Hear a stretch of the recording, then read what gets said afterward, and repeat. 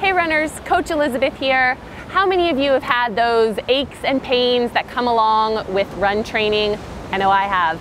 Today I'm going to be talking about anti-inflammatory drugs, if you should use them, and some alternatives for treatment.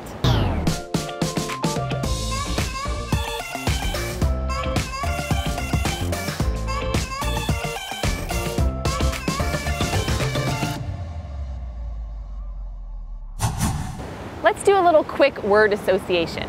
When I say inflammation, what comes to mind? Bad, painful, maybe ibuprofen. A lot of times we're taught and kind of told that inflammation is a bad thing.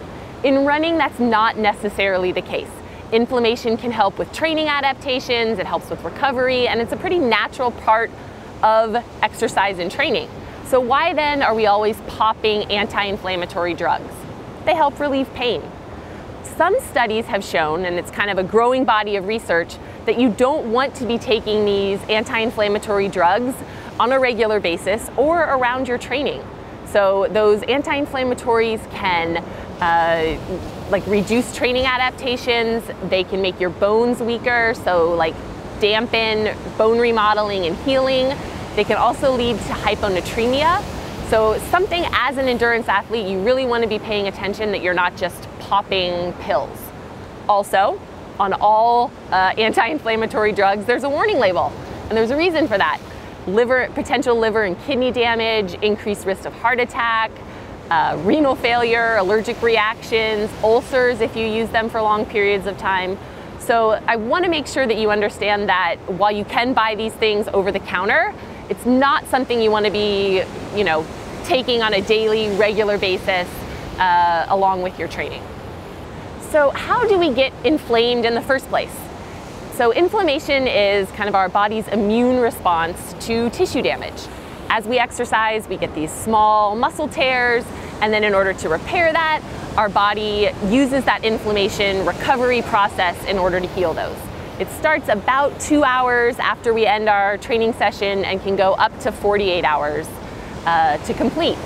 Now, what are anti-inflammatory drugs? Why have they created these?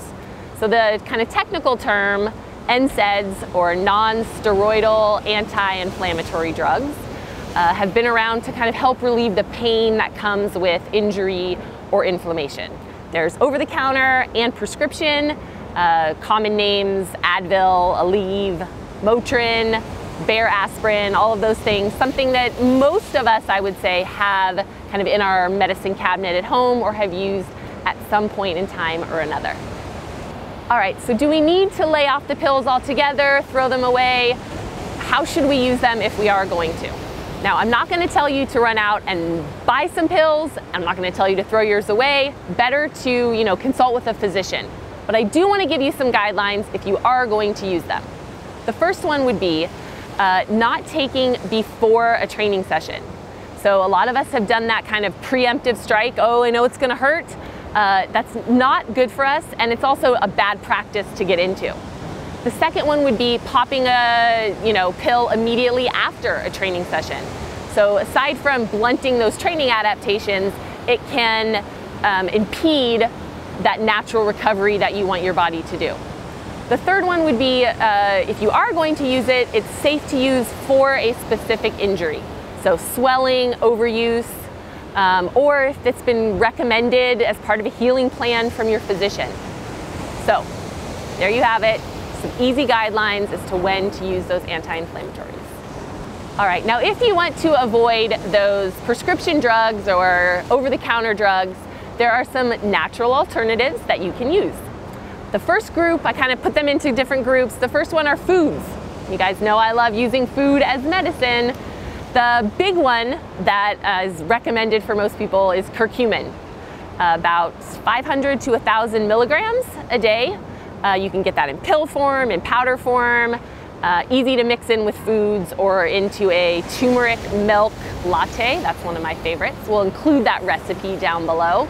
Ginger, bone broth, spirulina or chlorella, cayenne pepper, contrary to kind of what you would naturally think. Those hot, spicy foods, wasabi, can help lower inflammation. Cinnamon, rosemary, and green tea. So the next group are pain-relieving oils. That would be CBD oil, primrose oil, arnica oil, peppermint oil, lavender oil is great for headache relief. So there are those natural kind of oils that you can use as well. Epsom salt, you can do a nice soak, like an Epsom salt bath. Omega-3s can help with inflammation. The recommended dose there is about 2,000 to 3,000 milligrams up to 4 times a week.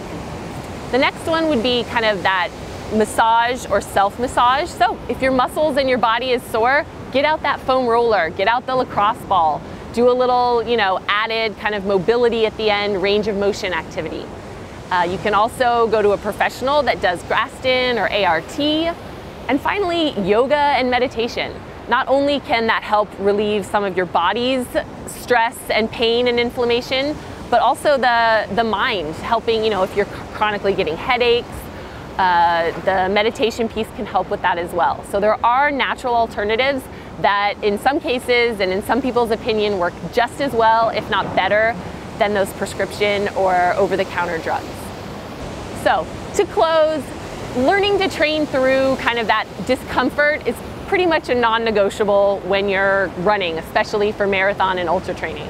But the general rule of advice is to avoid NSAIDs or anti-inflammatory drugs unless absolutely necessary. I've given you lots of alternatives. I've explained why they can be damaging to your body. So the next time that you go to kind of pop that pill, think about it. Maybe not necessary. Maybe there are other things that you can do that are better for your body. So there you have it. If you enjoyed this video, be sure and click the like button. Leave us a comment. I always love hearing from you.